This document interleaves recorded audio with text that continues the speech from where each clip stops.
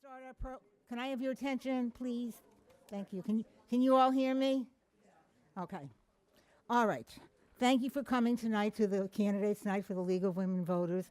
If you'll bear with me for 1 minute, I have to make an announcement, and that is that Alice Carey, who's been doing Candidates Night for probably, I don't know how many years, this is her last one. So I'd like to have everybody give her a nice round of applause.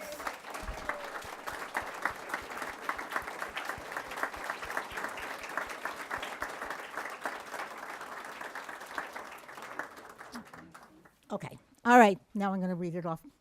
The League of Women Voters is a trusted, nonpartisan political organization that encourages informed and active participation in government, works to increase understanding of major public policy issues, and influences public policy through education and advocacy. While we never endorse a candidate or political party, we are directly involved in shaping important issues to keep our community strong. Casting an informed vote is one way all of us can participate. Wow. Tonight's Candidates Forum will give you a chance to inform yourselves by listening to what the candidates have to say. Our moderator is Heather Goldstone from WCAI, and we thank you for volunteering your services. Well, thank you to the League of Women Voters for, again, putting on this fabulous event and for asking me to be here this evening. A few housekeeping notes. First of all, we do have a handful more seats over here if folks would like to come in, as well as the overflow room next door with a TV screen there. And if we've got any last takers on these seats, in the meantime, if everybody could remember to silence your cell phones, so that we're not ringing and singing and whatever else our phones might do along the way. Now, for the ground rules for this evening, I'm sure many of you have been here before and you're familiar. We have essentially 4 races that we're going to have the candidates up here answering questions. We will start, there are no opening or closing statements. I will introduce just by name only the candidates. I have a few questions which have been crafted by the League of Women Voters of Falmouth. And then we also have some questions from the audience that are on cards that I will read. And then if we have time, we have no more than 15 minutes for each race. We will take some questions from the audience using that microphone over there. If by chance we get through the first 3 races with a little bit of extra time, we may expand that 15-minute limit a little bit for the selectmen's race at the end and use up the rest of our time. The guidelines for those questions, both the questions that I'll be asking and any questions from the audience, all questions need to be addressed to all candidates, not to any one candidate. Questions should be substantive and not personal, argumentative, or intentionally embarrassing. This is not personal, this is about the issues.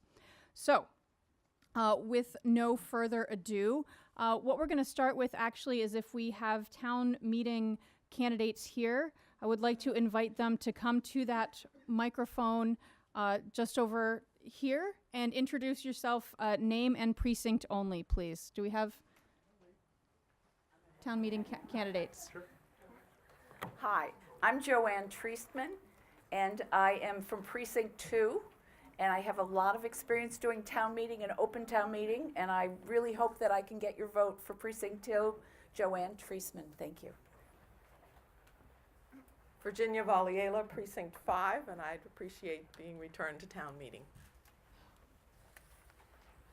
Bob Schumacher, running for re-election to town meeting member from Precinct 4. Appreciate your support. Thank you. Peter Cook, I'm from Precinct 6. I'm running for re-election. Thanks. Allison Maxim, Precinct 6, and I'm new to town meeting. Thank you. Debbie Scanlon, Precinct 5. Susan Shepherd, Precinct 1 for re-election. William Strickrott from Precinct 8. It's my first time and a good way to get involved, I hope. Kira Pratt, Precinct 8 for re-election. Megan Palanza, Precinct 1. Hi, Doug Brown, running for re-election in Precinct 9. Karen Hargraves. I'm running for re-election in Precinct 9. Margot Fennell. I'm running for re-election in Precinct 8. Hello, everyone. Kathleen Berrio, Precinct 4. This is the first time I'm a candidate. My name's Lynn Whitehead. I'm for re-election in Precinct 1. Good evening. I'm Leah Palmer, and I'm running for re-election in Precinct 8. Hi, Andrea Wilson in Precinct 5, running for the first time. My name's Kevin Kavanaugh, I'm Precinct 1, up for re-election. Thank you.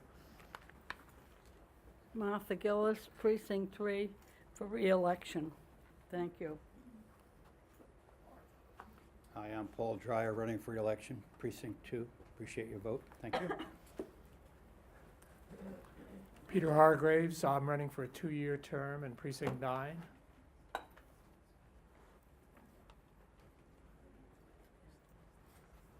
Jim Monell, running for re-election in Precinct 2. Pam Harding Barrett, running for the first time for Precinct 5. Hi, I'm Kelly Welch. I'm running for re-election in Precinct 2. Jim Fox, running for Precinct 1 for the 4th time. Haven't been elected. This is my 4th try. Hi, everyone. I'm Eileen Jensen. I'm running for Precinct 8 for the first time.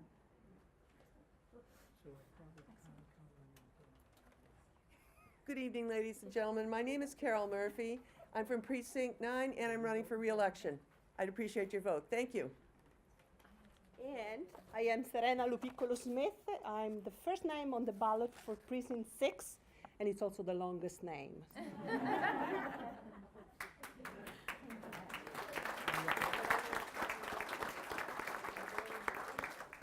Excellent. Great to have so many town meeting candidates here this evening. Now, as I said, we have 4 contested races, but we also have an uncontested candidate for a 1-year term on the planning board. That's Charlotte Harris. I'd like to invite Charlotte to also move to that same microphone and make a brief statement. If Charlotte is here? No, okay. All right, we thought maybe she would be. All right, so we're going to move right on to the contested races, and I forgot to mention one rule, which is that a 1-minute time limit for answers from each candidate. So we're going to start with the candidates for Falmouth Library Trustee. Here at the table, we have Michael Halen, Lindsay Hopewood, and Eileen Jensen. There's one candidate who is absent tonight, I am told, for a very good reason. That is Judy Fenwick. And so Judy Stetson from the League of Women Voters is going to read a brief statement. This is Judy Fenwick's statement. The League of Women Voters has kindly offered to read my statement since I cannot attend candidates night. I am chaperoning the High School Art Honor Society's 1-day field trip to New York City. I am running for the Falmouth Public Library Board of Trustees in the May 16 town election. Folks always start off their history in Falmouth with the fact that they either were born and brought up here, are new to town, or they have been in town for X number of years. I'm in that last category, having lived and worked here for 40 years. Woods Hole has been my base for work, starting at the Sea Education Association in 1978, moving to the Oceanographic for 20 years, spending 3 years at the Woods Hole Research Center, and rejoining Hui in 2007 to work in the Deep Submersions Lab. My roots in Falmouth, however, go back farther than 1978. My mom taught 4th grade at the village school from 1932 to 1938, and I grew up in Connecticut hearing all about Falmouth. All my life I have enjoyed words and the way they are strung and woven together. Besides loving books, I also understand the structure, the governance, and the content of the Falmouth libraries. The main library and branches in North and East Falmouth are neighborhood libraries, where they serve the needs and expectations of several generations, from traditional readers to those more digitally oriented. Libraries are offering new ways for people to connect with information they can trust, along with multiple sources of entertainment and education, and providing much needed meeting space. The Falmouth town libraries are vibrant places supported primarily by funding from the town for its annual operating budget, as well as by two nonprofit groups, the Friends of the Falmouth Public Library and the Falmouth Public Library Support Group. I understand the formal responsibilities of a library trustee. These range from legal responsibilities to governance and policy making, to financial, to strategic planning, and to human resources. I've had experience in these areas when I served on the Falmouth School Committee for 16 years, with my focus there on policy, budget, curriculum, and the superintendent's evaluation. That's why I'm running for the library board, to combine my experience in governance with a strong appreciation of a beloved institution. I hope you will consider me, Judy Fenwick, for the Library Board of Trustees when you vote on May 16th.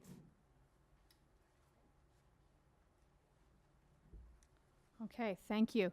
So we're going to move to the questions that have been crafted by the League of Women Voters. We will start for the first question in alphabetical order and then rotate through who answers first for each question. So the first question, what do you bring to the office of library trustee?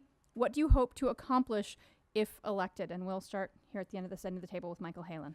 Thank you very much for having me here, and it's fitting that we're having this event in the library.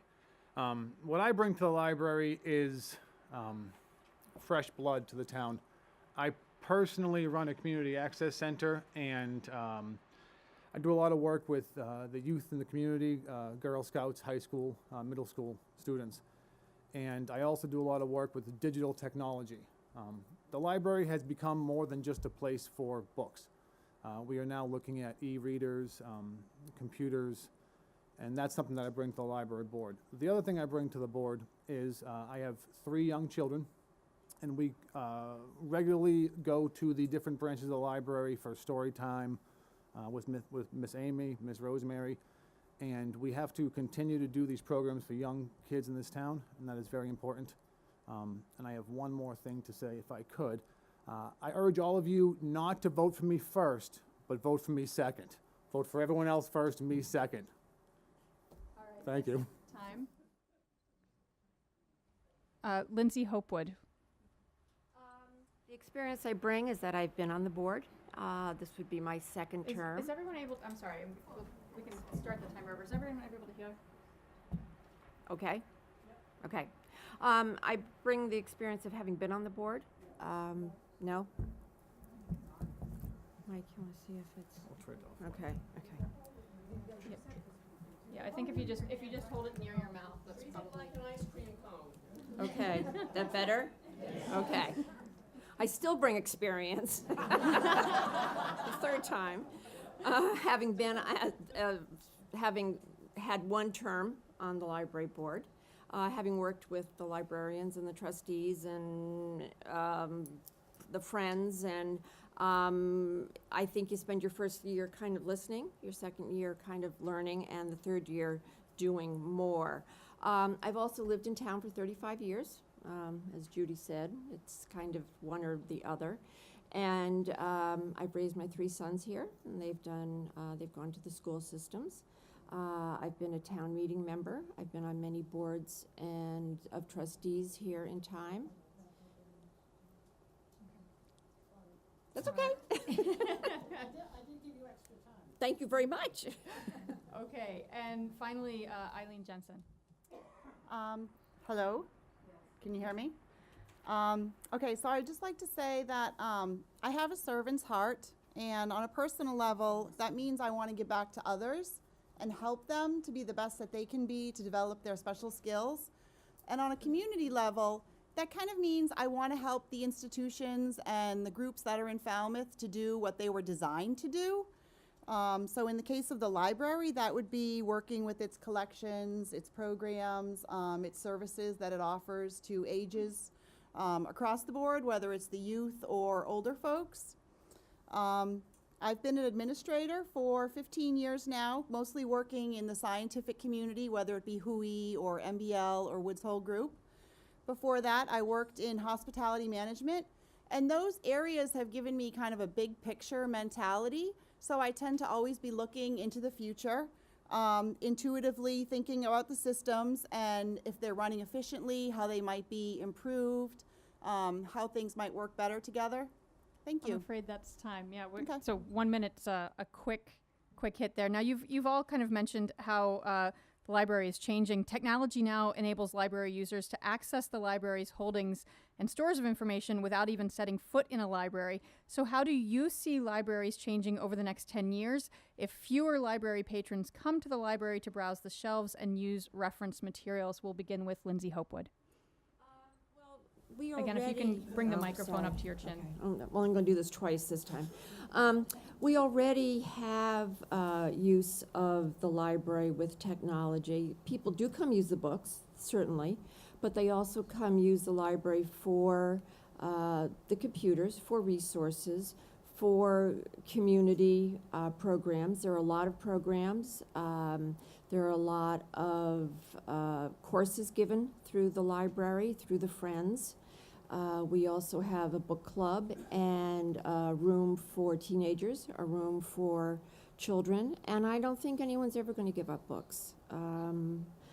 We are certainly moving forward. Peter Cook knows that with technology, and we're able to incorporate both things, and I think that Falmouth Library will have no problem doing that. Thank you. Eileen Jensen. Just building on what Lindsay said, the Falmouth Public Library is an incredible community center. And I'd like to see that continue in the future. You know, we have great volunteers. We have wonderful programs for students in the summer, during the school breaks. And I really want to highlight the library as a gathering place, whether it's for folks who are meeting socially. People need to have meeting spaces for their specific events in town. And also, this can really be a great place for young people, for teens, for high school students to come to do their school projects, to have time on their own, you know, somewhere safe where they can come and read and just be in their own world. So I really see the library as a community center. Thank you. And Michael Halen. As somebody who works with technology every day, I can tell you this. My 3-year-old daughter knows more about iPads than my 67-year-old father. So we have to, as a library, focus on technology because we can't fight technology. We have to embrace it. And the library is doing a fantastic job right now embracing technology. We have to continue doing that. The other thing that we have to do is continue to have groups here. The preschool fair was here a few weeks ago. That brought in a lot of people, and there's a story time and other activities in the preschool room in the back. These are events that we have to continue to do, and that, married with technology, will keep people coming to this library for years to come. Thank you. Question 3, what services should the library trustees initiate or broaden? And we begin with Eileen Jensen. To be honest with you, I don't have any experience as a library trustee, so I'm not going to answer a question that I don't feel qualified to answer. I am very excited to start working with the library and to learn. I am a very fast learner, and I'm just anxious to help out the community in the library facet. So I hope you will consider my candidacy. Thank you. Michael Halen. In my personal business, I have a board of directors that oversee me. And they give me advice on what should be done, and I tell them if it can be done and how it can be done. And the library is running very smoothly now. And with a new director, there seem to be no bumps in the road. So as a trustee, my job would be to assist the librarian and the library staff however I can, give suggestions, but mainly be the support staff. And Lindsay Hopewood. Linda Collins as the new head librarian, and the librarians who are here, who are absolutely fantastic, basically run the library, and they run the programs. We're able to fund a lot of the programs with the Friends. We're able to help suggest. Elizabeth Abrams, who is chair of the Board of Trustees, has brought in some speakers and some new ideas of speakers that people within the community have really embraced. So I think we would be able, we just have to continue, but that's really not our role. Our role is more with helping the librarians and giving them the funds and the permission to go ahead and do the programs they'd like to do. We have a question from the audience. How would you respond, a very timely question I might add, how would you respond to a patron's complaint that newspapers or magazines in the library's holdings are biased toward one political point of view? And we will begin back here with Michael Halen. Unless the library purchases every news outlet in the world, there's not much we can do about that. I believe that the library has a wide variety of journals, newspapers, magazines, and as the librarian trustee, we can ask to look into other magazines, newspapers, but other than that, there's not too much we can do about the news media in general. Lindsay Hopewood. That's really up to the librarians.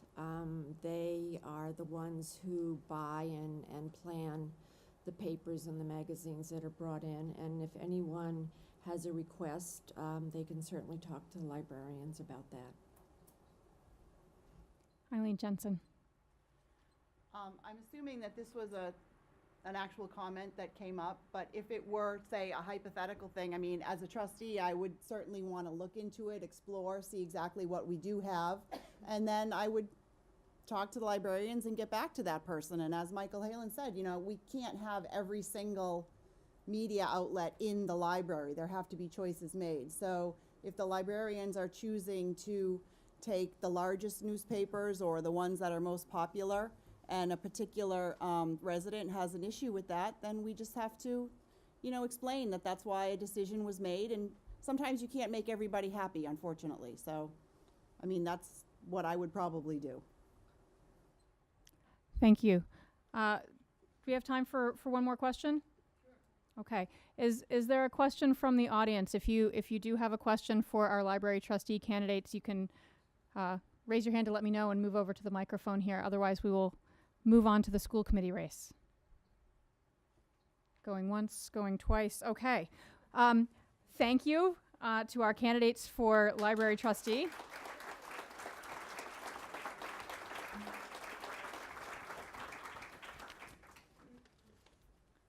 And if we could have our candidates for school committee come to the front, please.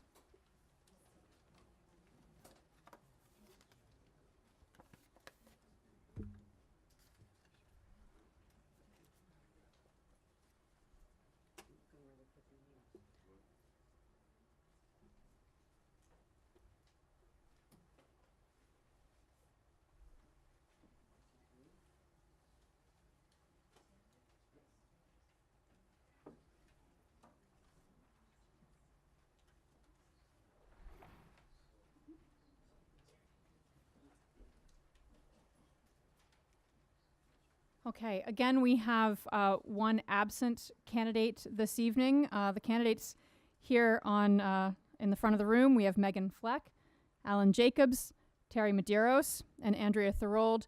Philip Afonso could not be here this evening, and Judy Stetson is going to read a brief statement from him.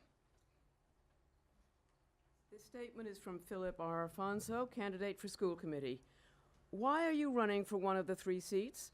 I've chosen to run for one of the 3 school committee seats because of the many parents and children I've worked with as a youth sports coach, as well as to hopefully continue to strengthen the bond between the Falmouth Recreation Center and the Falmouth Public School System. I personally feel not enough is being offered for kids between the 7th grade and 12th grade.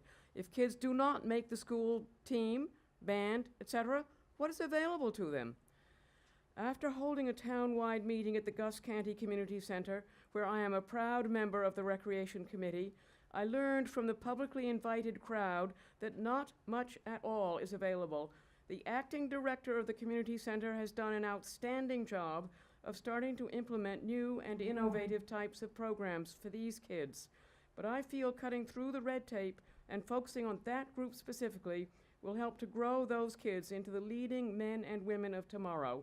I believe physical education is just as important as general education, and the fact that kids can opt out of physical education at the high school level is counterproductive. 2 pages. To building their character and leadership skills that come with team building through physical activities. I am a proponent of calmer choice, as well as the arts and music programs.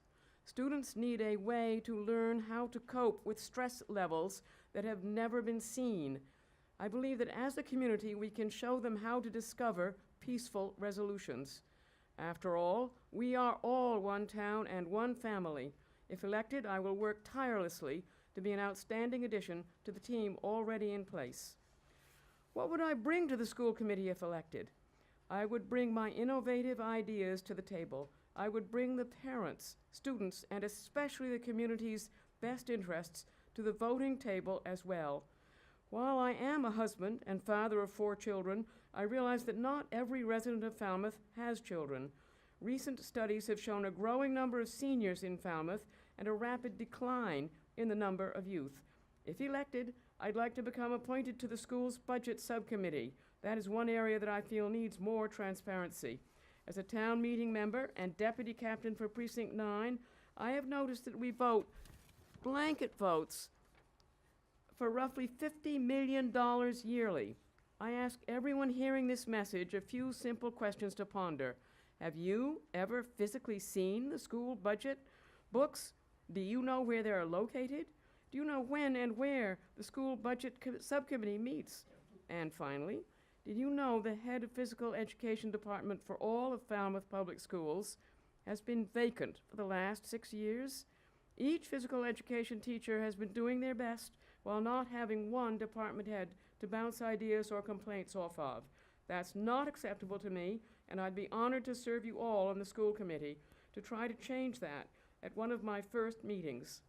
Tonight, I am not present at the League of Women Voters event because my 16-year-old son bought tickets for us to sit in the green monster seats at the Boston Red Sox game.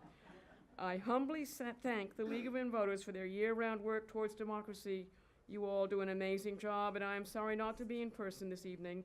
I don't have many chances to spend time with my eldest, as his friends, work, and other priorities come before Dad. I hope you all understand, and more importantly, I hope you to have your vote this May 16th. I would be honored to volunteer for our Falmouth Public Schools on the school committee. Thank you for your consideration, and God bless all. Philip Alfonso.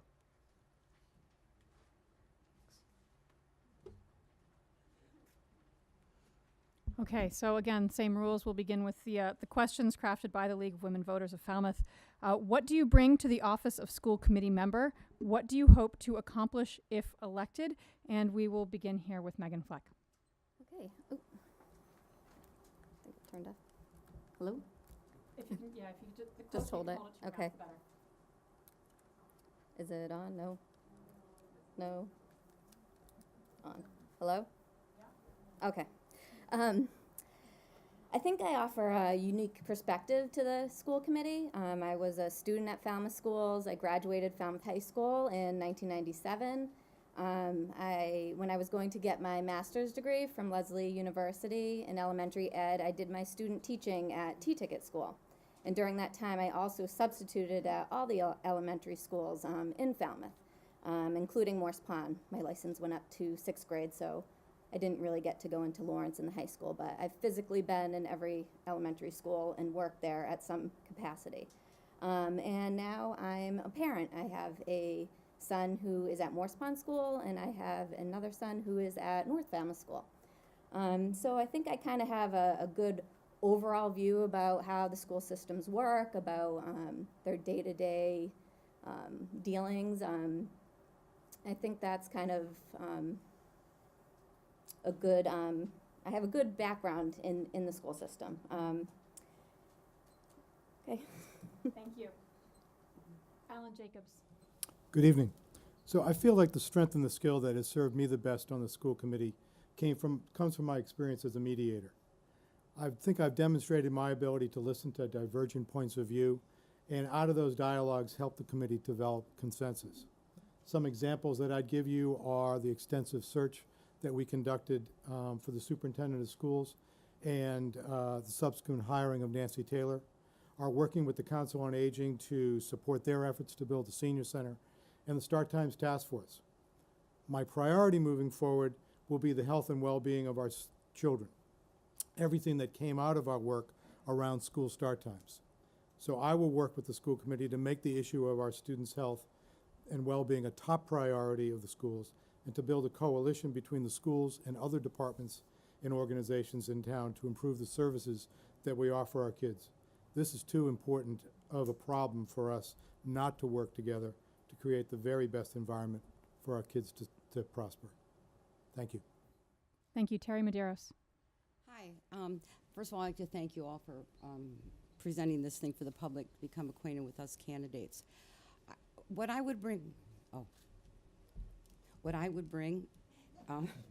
I'm short too, so I shouldn't even get down to this. What I would bring is 9 years of experience, because this will be my 4th term running. But I really think you should only count 6 of them, because the first 3 you spend learning everything. And I still haven't learned it all. There's just a lot. You have to pay attention to the curriculum department and the policy, and also connect with the other boards and towns, especially the finance committee. During these 9 years, I've worked with 3 different superintendents. I've had numerous colleagues over these 9 years, because we're a 9-member board, which is the biggest on the Cape, next to the Cape, up the Cape Tech Regional School. They have a big district. But other than that, we have a very large group.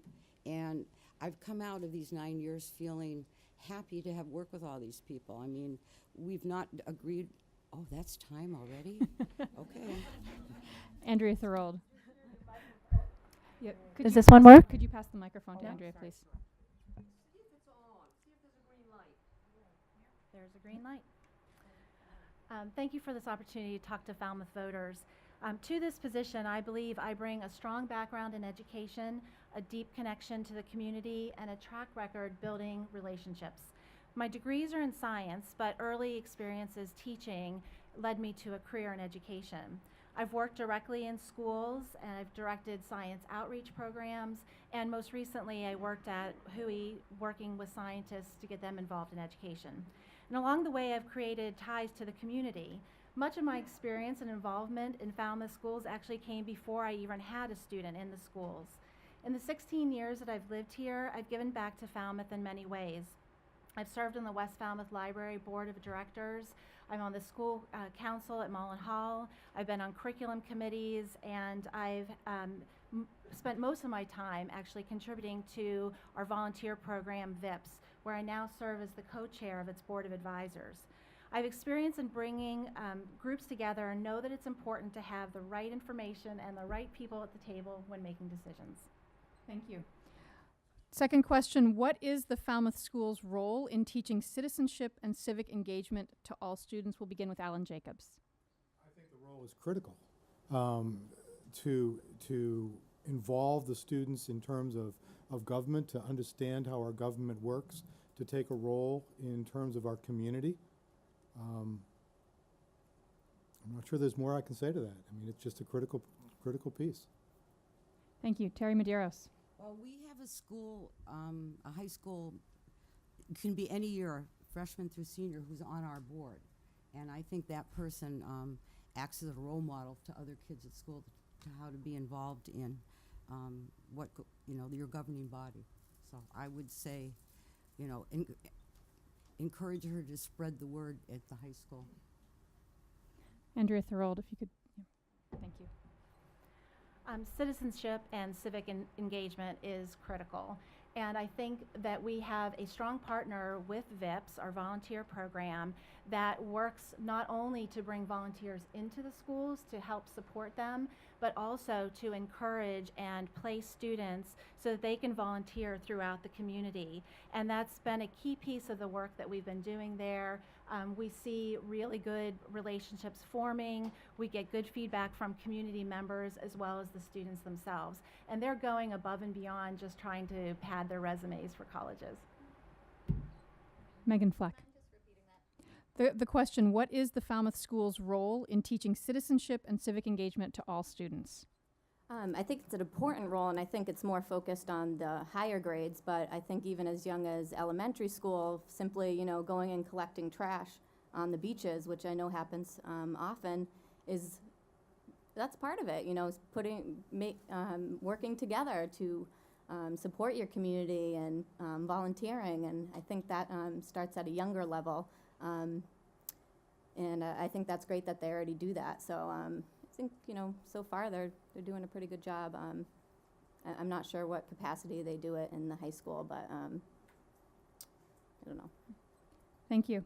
All right, third question. Should the school committee change school start times? This decision has already been made, but I guess we will update the question a bit. Should the committee have changed school start times? Why or why not? And we'll begin with Terry Medeiros. Well, this is easy because we did such extensive research that we found out not right now. And personally, I think we need to look at other things that can help the problem of actual time in the school. I actually polled some of my students, and they maybe end up doing their homework later and staying up later anyway if they come back from sports and stuff. So the group that we put together kind of decided that no, this wasn't maybe the answer for children being tired. What came out of it was devices. We should really, instead of directing our energy towards the start time, is look at how much kids spend with devices. You'd be amazed well, you probably all have children or grandchildren, and they go to sleep with that phone right there next to them. And I think devices are good, but I think we have to teach kids how to regulate them more. Instead of being controlled by them, they should control them. Thank you. Andrea Thorold. Well, I was very pleased that the school committee really tabled the issue to collect more information. I think the process was there, and what we heard in some of the open forums were a lot more concerns from the community. And I think we need to bring those people to the table early on in the process. I know it was opened to everyone in the community, but I think we would do very well by targeting specific people to bring them to the table, because as you work on a project together, people build trust and understanding, they learn what's going on, and then they also become ambassadors back to the communities. So making sure that we have all these points of views represented will help us moving forward. And if they say that the research is showing that changing school start times are going to help all of our students, then absolutely, I'm for that. Megan Fleck. I attended that forum, and I thought it was, a great forum and a lot of discussion, and I think the task force did an amazing job. I think they really focused on the adolescents, pros and cons, and maybe a little bit more attention needs to be focused on the elementary school level and the effects that it might have on those children. And I agree with Terry, maybe not right now. I don't think it's something we should completely throw out the window and not discuss again. I think if we do bring it up again, maybe it should be more in line with the other districts around us. I think that would make the process a little bit easier if other towns were doing it as well. Alan Jacobs. So I actually was the co-chair of the School Start Times Task Force. And I really want to thank all the people that put in huge amounts of time looking at the issue. The unanimous recommendation that came out of this task force was that we did not want to change times now. The other part that came out of that was not an endorsement of what we're doing now. We don't feel like we're addressing the critical issues of our students' health in terms of what we've got now. We just, quite frankly, haven't been able to come up with a better idea. So we didn't want to make a change for change's sake. The issue is not going away, and in fact, the issue, as I talked about before, is going to expand. It's going to expand beyond the issue of how much sleep our students are getting related to start times. It has to do with what Terry was talking about having screens and use of the screens, homework. We heard about nutrition. We heard about drug and alcohol use. We heard about stress. We heard about kids self-harming themselves, poverty. Thank you. Question from the audience. What is the biggest improvement opportunity for Falmouth Public Schools? We'll begin with Andrea Thorold. area that I've always been very passionate about, and that I'm starting to hear a lot more interest in, is student health and wellness, because we need students who are ready and able to learn. We can have the best curriculum, we can have the best teachers, but if they're not ready to learn, we're not going to make much progress. I feel like for many, many years, I had been a lone voice advocating for that in many different areas. And now when I'm hearing more people from the community and more people in our schools really showing this major focus on health and wellness, and that includes things that Alan was talking about in terms of stress and movement and nutrition, all of those things. I'm really heartened to see that, and I think that that's a major area we can move forward in, and I look forward to participating in that. Megan Fleck. Excuse me, I'm going to kind of piggyback on that and agree and say that, you know, the social and emotional needs of our children is so important right now. You know, this opioid epidemic is not going away. It's here. And there's lots of children coming through these doors who deal with horrific things daily. And unfortunately, academic success is going to have to take a back seat until we can really prepare these kids and allow them to have the skills and resources to become mindful and to learn how to handle stressful situations. You know, they can't succeed academically until they're able to do that. So I agree that the health and the wellness and the social well-being of our children is a major priority. Alan Jacobs. I don't think you're going to get a lot of disagreement amongst the four of us up here about this. So I guess, you know, I'll say what I said before, but what I also say is I think when you think of all the issues that we've talked about with health and well-being, it's a real credit that we have a level 1 school. We not only have a level 1 high school, we have a level 1 junior high school in this town. It's not to say that we need to sit back on our laurels. We've got some real major issues having to do with health and wellness. But a lot of great work has been done in this community and in the school systems. And yes, we need to keep making it a priority, kids' health and wellness. It's kind of easy when you've got that level 1 school, that level 1 junior high school, to kind of turn your head and say, well, everything's hunky-dory. But there's a lot of kids in this town, there's a lot of kids in this school system that are really suffering, and we need to pay attention to them. Thank you. Terry Medeiros. I'm going to say the same thing about the kids need more than they did when we were in school as far as help with outside forces like opioids or being connected to their screens too much. And one thing I think that we have that maybe we can use as a vehicle is this clipper time.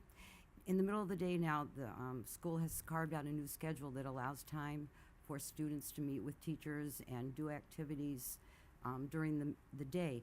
And some of the teachers I know work with the kids on specific subjects, but I think maybe a mentorship can develop in that situation, that kids might feel comfortable talking to a teacher.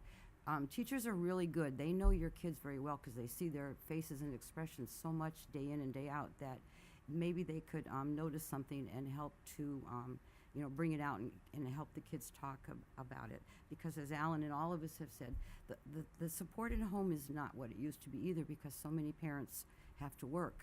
I mean, many of us remember our mother being there with milk and cookies. Thank you. Thank you to all of our candidates for school committee. There are 3 seats open for a 3-year term, so let's thank our. Well, I think we've. Hmm? Well, it's 8:15. No closing statements? No. All right. Next up, we have the candidates for planning board.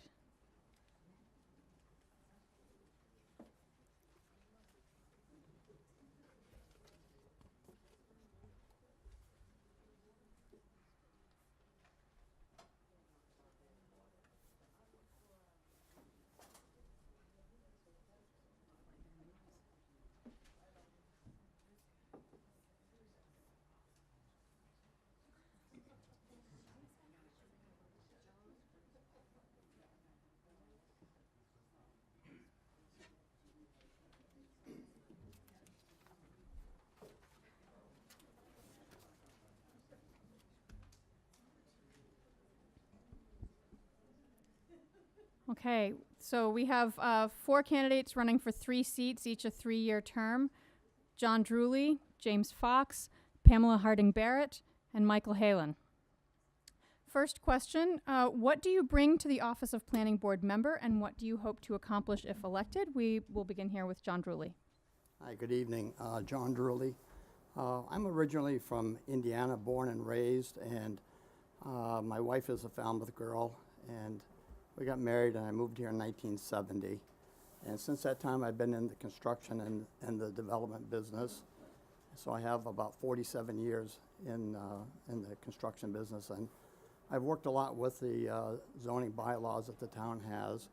And what I would like to accomplish is I'd like to help the town adjust some of its bylaws to make housing more affordable, not only for our youth, but for our seniors. Thank you.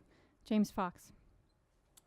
I've served the town in many capacities, but the most important thing I bring is the 6 years that I've been on the planning board.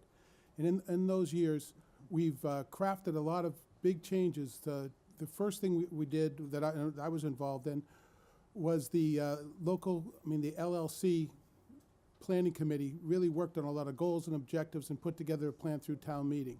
Then we take those plans and make them action items, and then we follow through. The two big action items that we followed through on during my term was the first one was light industrial C, which we had to create the zoning district and then put it on top of the landfill, and now we've got a $700,000 a year cash flow coming out of that landfill that was created from the local comprehensive plan. The next thing we did was dealing with housing, and we set up goals for housing. We took them to town meeting, and we put forward a goal of getting the local accessory apartment bylaw passed. I worked on it for 2 years, had meetings in this room, learned how to get it through town meeting, and got it passed. Thank you. Thank you. Pamela Harding Barrett. Hi. So I have no claim to a history in Falmouth. I'm sort of a wash ashore. We moved here from the town of Acton, where I was honored to have served for 7 years on the Board of Health, 12 years on the Acton-Boxborough Regional School Committee, 9 years on the Planning Board, and when I left, I just stepped down as chairman of the Board of Selectmen. So if I had never been on the Planning Board, the curve for learning the bylaws would have been tremendous. But I brought with me, tucked under somewhere, all of the knowledge that I'd accumulated prior to moving here. This is a phenomenal, phenomenal community, and we have felt embraced here. We love it here. And what I want to do, although my husband thinks I should have joined Volunteers Anonymous by now, and I swore I would never run for another. Anyway, I want to continue. It's just in my blood. I love public service, and it says time. So, thank you. Thank you. Michael Halen. I sit in the microphone, please. Thank you kindly. In case any of you got sick of me before, I'm back. Can I do a quick show of hands of who is running for town meeting or any board for the first time? There's a lot of people in this room with that microphone this evening saying there's a first time running. And that is one of the reasons I'm running for this. There's 4 of us here. There's going to be 2 of them. Hopefully 2 of them will be back, and I will be the 3rd person. And I look forward to learning from the 2 of them that are back, but I also am very encouraged to see so much young, fresh blood, not young people, just new people getting involved in town government. And it's a really good thing for our town, and I'm glad to see it, and that's one of the main reasons why I'm running. Thank you. Thank you. Second question, what changes in the present zoning bylaws would you advocate to encourage more affordable housing? And we begin with James Fox. Well, our local comprehensive plan, which has been approved by the selectmen at town meeting, identified 3 areas we were going for. The first one we just finished. The next 2 would be a multifamily housing district. There's no apartment buildings at all in Falmouth. I know they're not easy to find, but to place, but we don't have them, and most of our young people start off needing an apartment to live in. So that is what the housing advocates in our housing study, they gave us those 3 goals. And the second one was the other one is the conversion bylaw. We have a bylaw in this town that allows you to convert some big old homes into up to 4 units, but it has to be built, they have to be built in 1980. I think we should look at doing that differently and maybe changing it to that you could actually build build them now. But they would still have to be a special permit, go through the zoning board of appeals, go through all the 240, 216, the neighborhood compatibility and everything. But if we don't build places for young people to live, we're just gonna get an older and older community. The trend is really bad, and we've got to try to do it around. Thank you. Thank you. Pamela Harding Barrett. So one of the things I'd like to see, which is kind of novel here, but we did it in my past life, is right of first refusal, where we would go out and actually look at properties that were owned by individuals whose heirs either didn't live anywhere near New England, or people just didn't want to maintain their homes. And so the town went out and we created a map, and we went and knocked on doors and had many agreements for the town to have a right of first refusal on a property. And it worked exceedingly well. I think it could work here. Jim basically gave you the areas that the LCP, the Local Comprehensive Plan, has been working on, and I've been working on that committee and was fortunate enough to work on the accessory apartment bylaw as well. But Jim is absolutely right. If we don't bring young people back to this community, honestly, who's going to take care of us? So we have to think long and hard in terms of housing for those young folks. Thank you. Thank you. Michael Halen. We steal it from you again. Thank you so much. First and foremost, I would like to thank all of you for the accessory apartment bylaw and Mr. Fox for championing that. Another idea I had for affordable housing, I have a lot of friends of mine who can get a home from September to May, and then they get thrown out for the summer months because people rent out weekly rentals. Other cities and towns give an incentive for people to rent their homes year-round.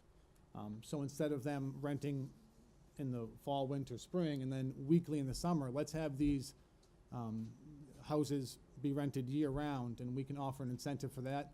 It's beneficial for our young people, our working families, and it's beneficial for the town in general when you have someone at a property all year round and not weekly renters coming in. Thank you. John Drewley. When we think of affordable housing, in most cases, affordable housing has housing with a deed restriction.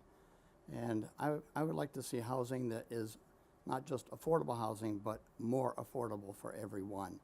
And the way to accomplish that is to have some increased zoning in some of our areas in the town of Falmouth.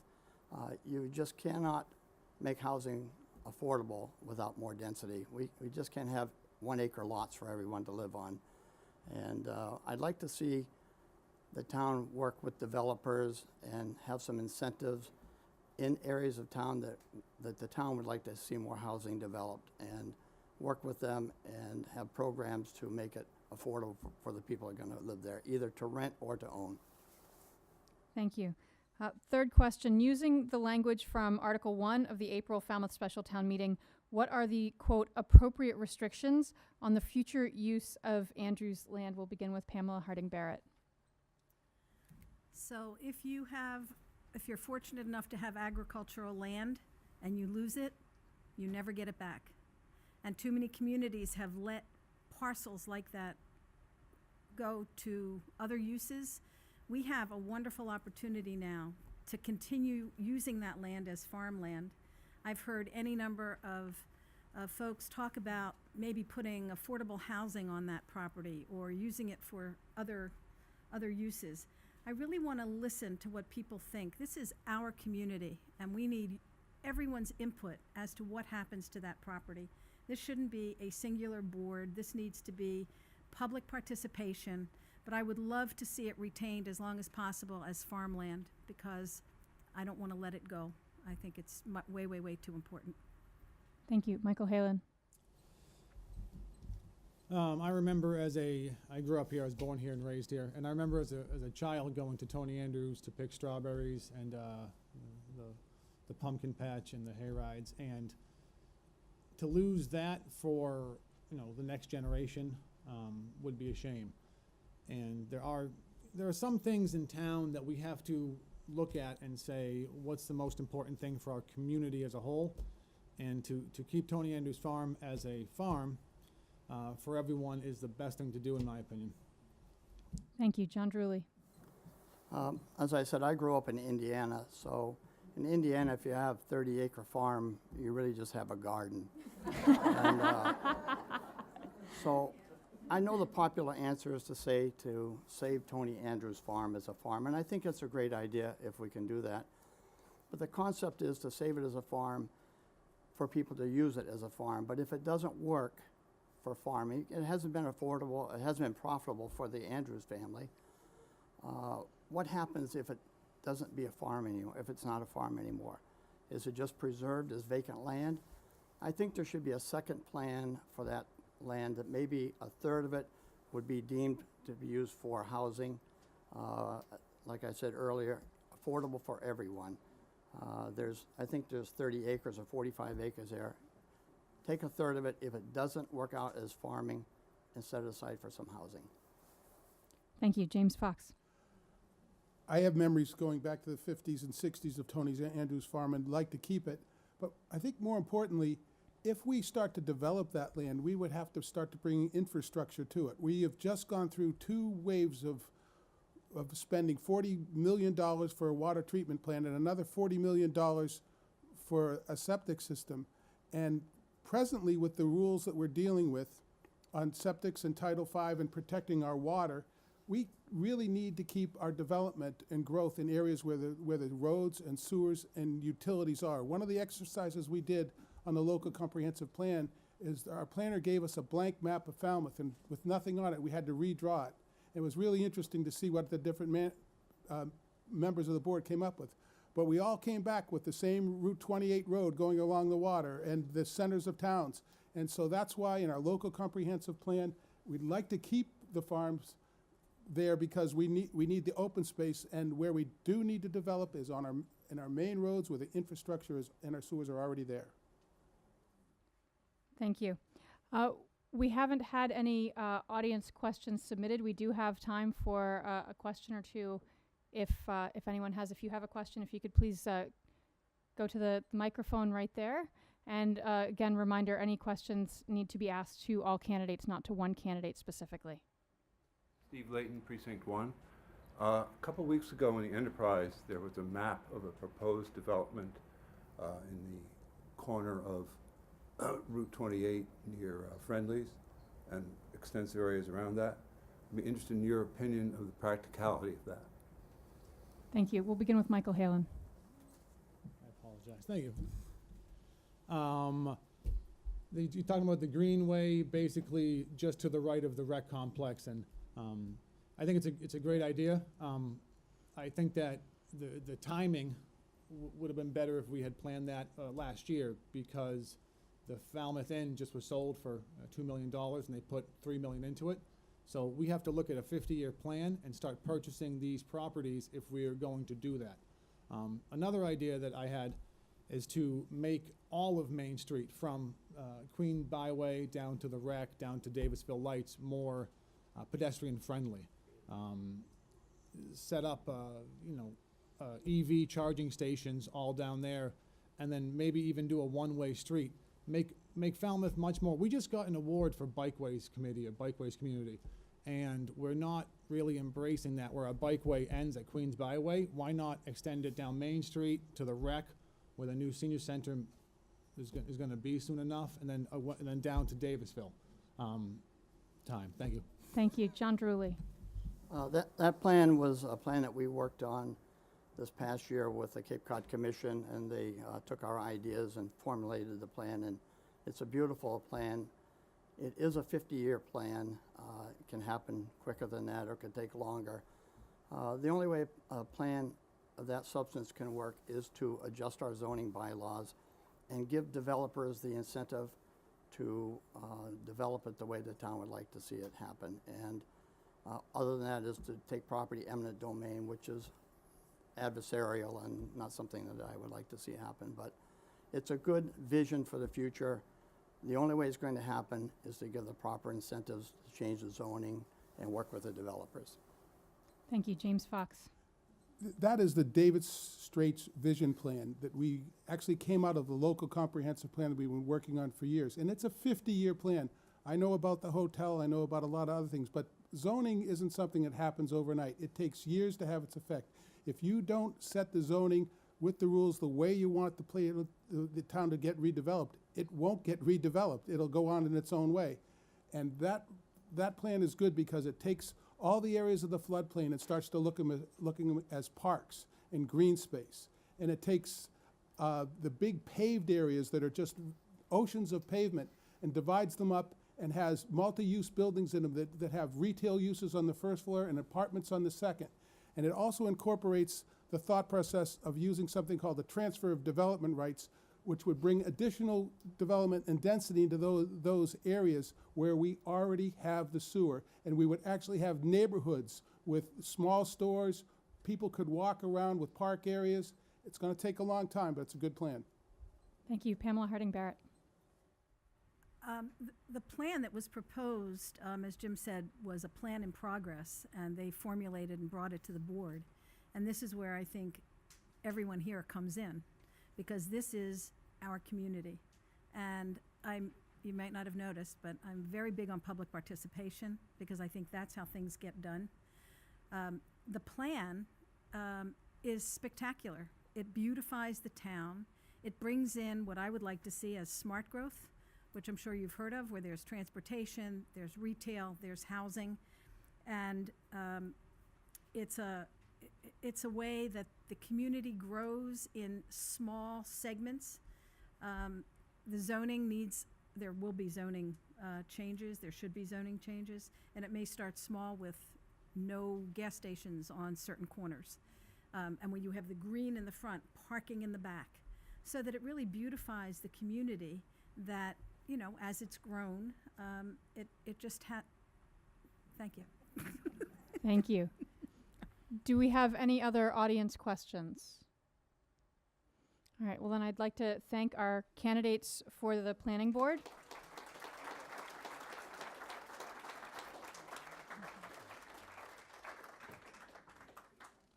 And if we could have our candidates for selectmen please come to the front.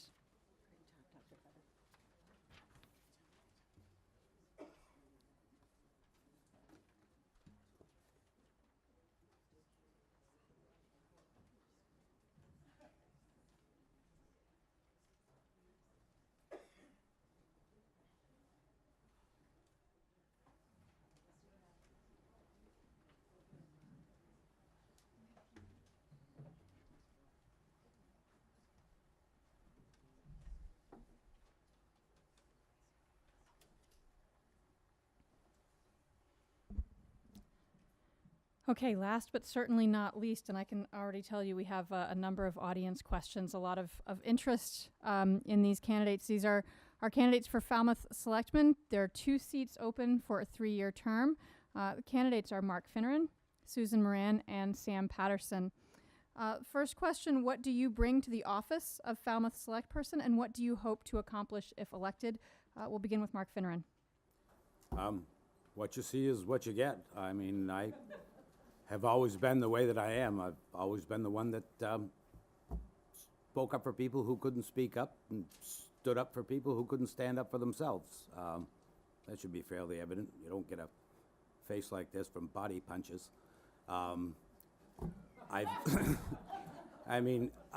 was putting articles in town meeting before I was ever a town meeting member. I mean, I've put in many, passed many. Some of the ones I'm most proud of are the comment period, which gives any one of you the right to go and speak in front of the selectmen on anything that is on your mind, bothers you, or think that you can help improve.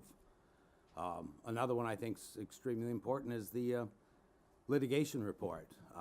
Now we finally know how much we spend on all these lawsuits in this town. You all should read it. There's a lot of information in there that might make you slightly uncomfortable. You should, time, and I'll have more. And if I get on the other side of the table, I think I can do even more, and I want to. Thank you. Susan Moran. Hi, everyone. As a business lawyer, I too know how to stick my chin out. I'm a trained mediator. I serve Falmouth with the same passionate advocacy that I do my clients, and I'm grateful for the opportunity. With my first term as selectman, now vice chair, under my belt, I hit the ground running on the next term if elected. I'm ready to lead and to accomplish initiatives more efficiently. In fact, I successfully led the board this year to include communication as an initiative in the strategic plan. I know that puts more demands on staff, but juggling their lives, folks at home juggle their lives and don't always have time to watch FCTV to know all the issues facing the town. It's my job as selectman to listen to folks, to help get their questions answered, their concerns met, and to use that knowledge from voters to make policies that serve the entire community. If elected, I hope to accomplish Gold Star customer service through better, more consistent outreach. Thank you. Sam Patterson. Well, I'm running for my second term also, and like Sue, I actually think one of my strengths is my ability to be open and listen and engage in dialogue, share information that I have as in my role as a selectman, and really strive for consensus by looking for a common ground and getting people to work together as a team. So I think that's a strength that I bring by the approach that I take. I also hold academic degrees in mechanical engineering, physics, organization, management, and I taught school physics for 17 years, working with a diverse set of students, and I also was an engineer and engineering manager, and I think that diverse experience and educational background allows me to actually analyze problems and identify the logical solutions and plans to reach those solutions that maybe somebody with another background might not have. Thank you. Second question, what should be done to change the way in which selectmen consider major capital projects? We'll begin with Susan Moran. This is actually part of the communications outreach initiative that selectmen have been discussing. It's really to take our successful projects. We're just completing a couple of the sewer project, the water treatment plant. We've got the communication center running. There have been some starts and stops. There have been some really easier successes, some more difficult successes. You learn from each one. One of the things we've got to do more of is really listen to and pay attention to our committees. Another thing we've got to do, I was president of the West Falmouth Village Association. The work that we've done with the village associations has been, by and large, successful. We've got to continue that. The senior center, we've had a lot of forums, and yet even now there are more good ideas coming out that we've got to continue to listen to. The lesson is, from my first term, communication and outreach. Thank you. Sam Patterson. I'm sorry, could you repeat the question? Absolutely. What should be done to change the way in which selectmen consider major capital projects?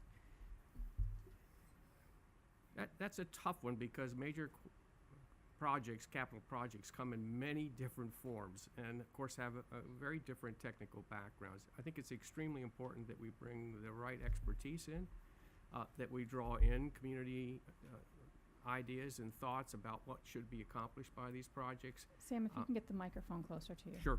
I think it's also important that close management take place as construction goes on. I actually participated in 3 school building committees, and while we weren't directing the contractors as to what to do, we were watching what was happening and working with the architect and the, in this case it was a project manager that was representing us, and basically helping them make the kind of decisions that would make that project come out to serve the best interest of the community. There is flexibility as projects evolve, and I think that a building committee provides community input in a way that actually helps to guide the outcome of that particular project. Thank you. Mark Finneran. I think there should be more room for public input all along the way. Some of these things seem to be 2 or 3 steps down the road before we ever hear about them. And everybody's heard of groupthink, and I think that applies to a lot of our capital projects. And, you know, we have some that we all remember and will be remembering for a long time, like the high school. I also think that we're inclined to hire too many consultants. I mean, there's projects, well, for instance, the joint dispatch we had 4 different consultant reports on that, and it seems like they just kept getting them till they got the one that they like. I don't really think that sort of shopping the bid does anyone any favors.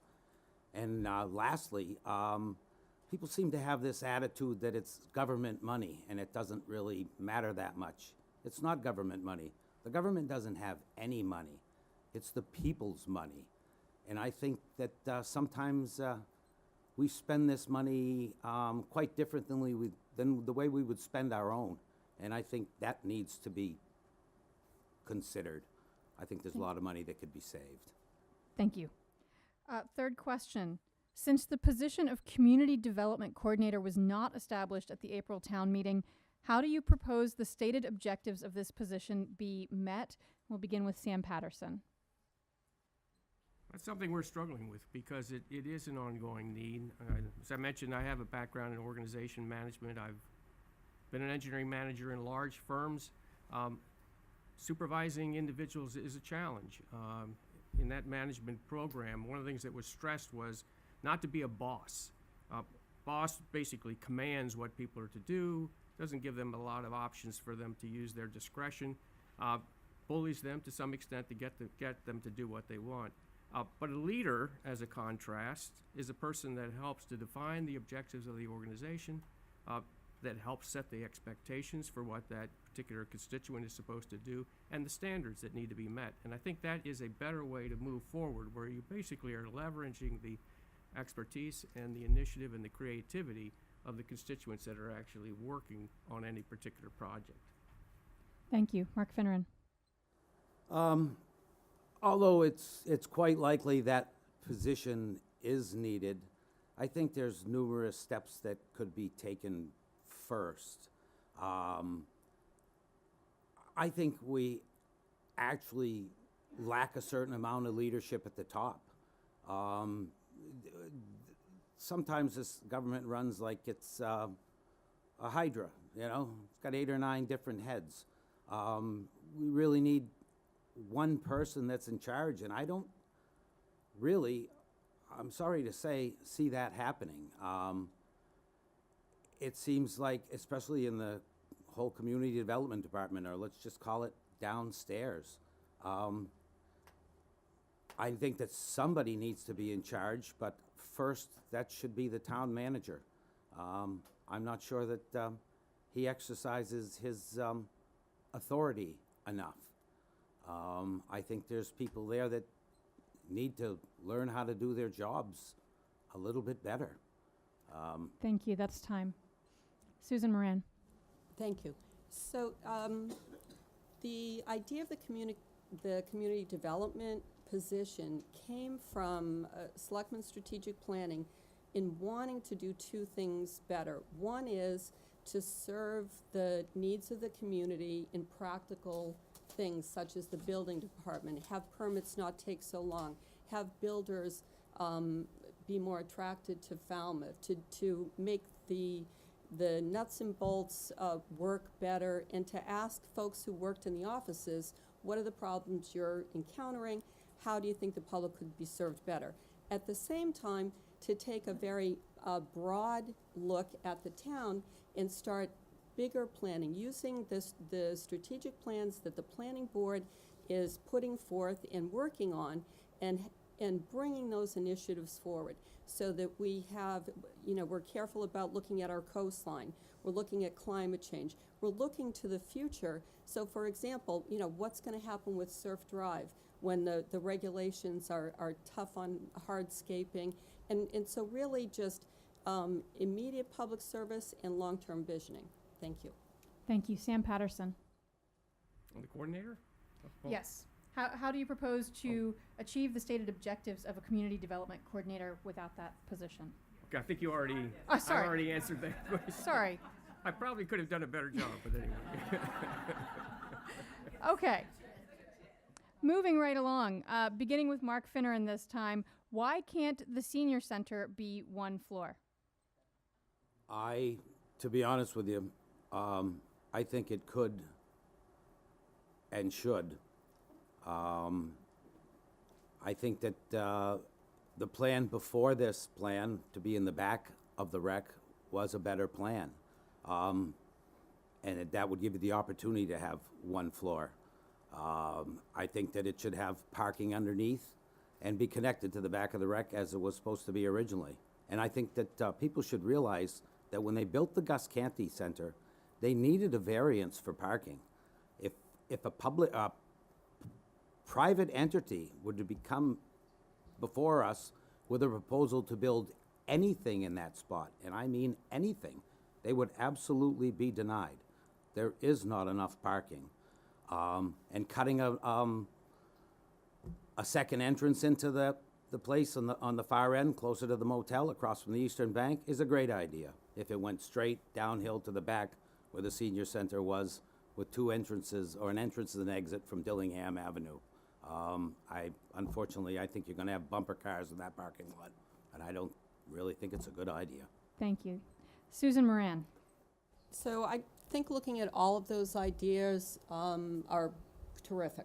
I think we should continue to look at the site, turn it different ways like a prism, continue to ask our new panel of experts for the best and the brightest and their ideas. In terms of just a single floor building, that really was never popular in any of the forums that I attended. Folks just didn't want a long mall-like walk. Folks are used to having, going to medical appointments or libraries, having elevators or dealing with stairs. So in terms of the one floor, it's, we can continue to look at the design, and the questions that Mark just raised are great. And those are the kinds of things that people should continue to raise. The current plan, it does have an economical value, because it looks like with the school department's decision to move ahead with moving the field, it might be less expensive than long run. Thank you. Sam Patterson. Yes. I prefer to look at the entire campus and ask, in terms of what the town can use it for, what's the best possible use for the benefit of the town? And it just so happens that the Gale group actually came forward with a study that actually started 2 years ago by the Community Preservation Committee to take a look at the field use in the town. And if you heard the results that were reported both in the school committee and at the selectmen's meeting, they recommend that we need turf fields, because the use is so heavy, our fields don't have time to recover. So it seems to me that the merger of their report suggests that we really should move the football field up to the high school campus to settle that issue of overuse of our fields. Yes, find the least toxic way of building a turf field which doesn't require time to recover, and let us use that campus where the Gus Canty Center is for more community uses other than just football. It would preserve the Commodore's field, but allow us to use the rest of that space for parking. Thank you. State revenue is about $460 million behind expectations. If this impacts dollars sent to Falmouth, would you support cutting services or raising taxes to maintain a balanced budget? And we'll begin with Susan Moran. I hope it doesn't happen. I was just with Representative And again, Vieira. the closer you can Oh, sorry. get the mic, the more we can hear you. Okay, thanks. I was just at the League's forum with the legislators, and it looks like it's a possibility, but I hope it doesn't happen. In answer to the question, and this again came up in the building of the senior center. A lot of the estimates for costs for things are, can be lowered with creative volunteerism, with, trimming our, tightening our belt. I would be dogged in, first of all, working with the community and anyone who volunteered to cut costs. I think it would be the very last thing to consider raising taxes. It might ultimately have to be considered. We have a terrific school system, but that's a big budget we've got to look at as well. Thank you, Time. Thank you. Sam Patterson.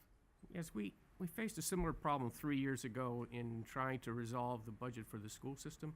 Having been on the school committee for 16 years leading up to that point, I was well aware of the number of cuts we've had to make over the years. Back in around 2000, the state clawed back $1.5 million. The town had a few more reserves that they could put at it, but ultimately the school department had to lay off 4 people. That's painful, and it's putting people out of work, putting our own citizens out of work. So I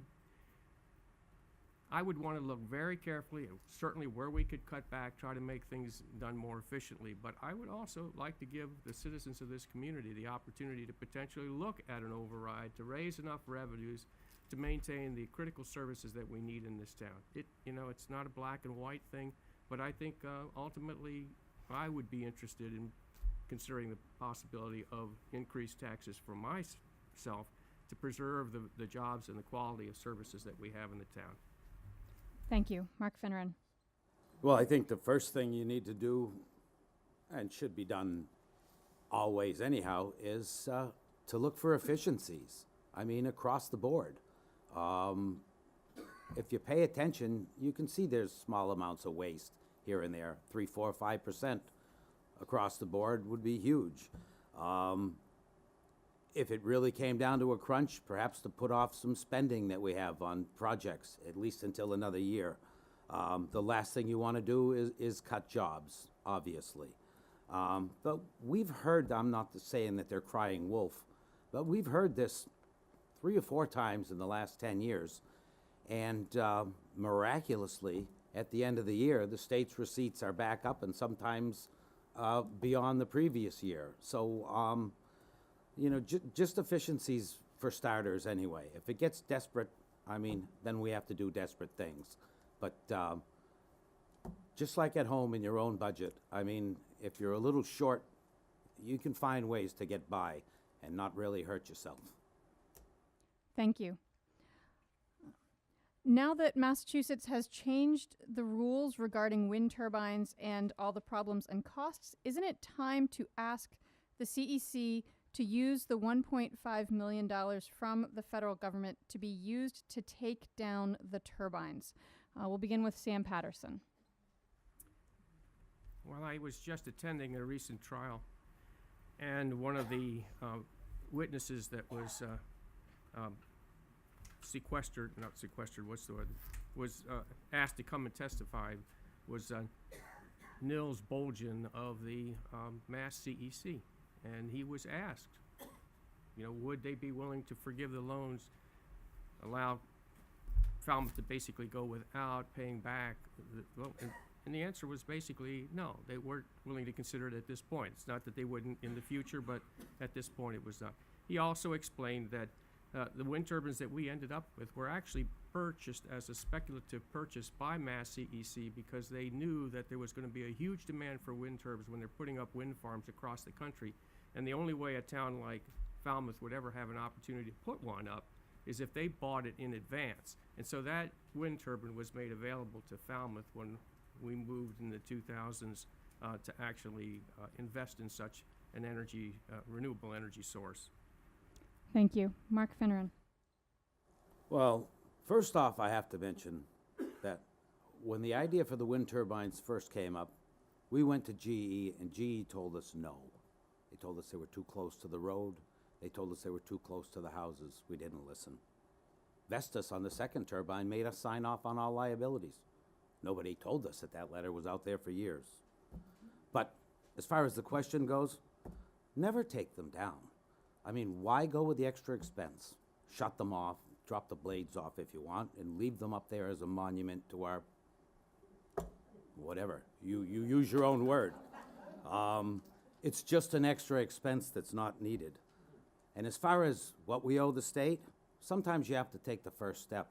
My first step would be stop paying them. Tell them to come and get us.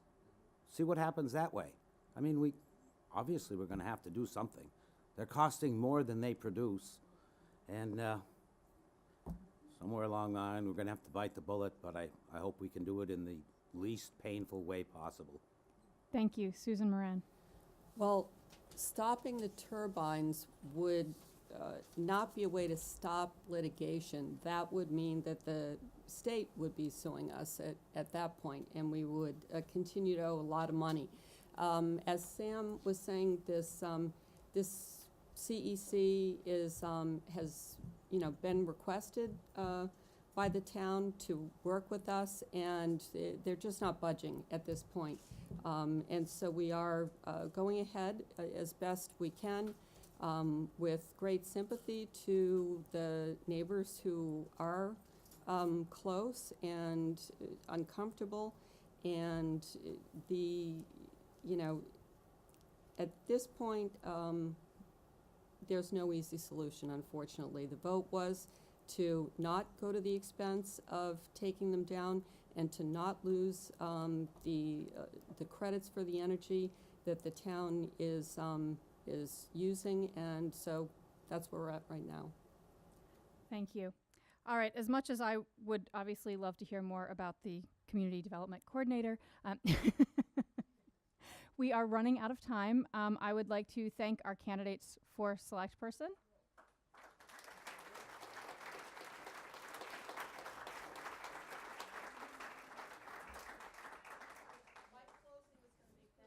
To Alice Carey. And to the league. Well, thank you for doing my job for me. Thank you very much to Alice, to the League of Women Voters for this fabulous event.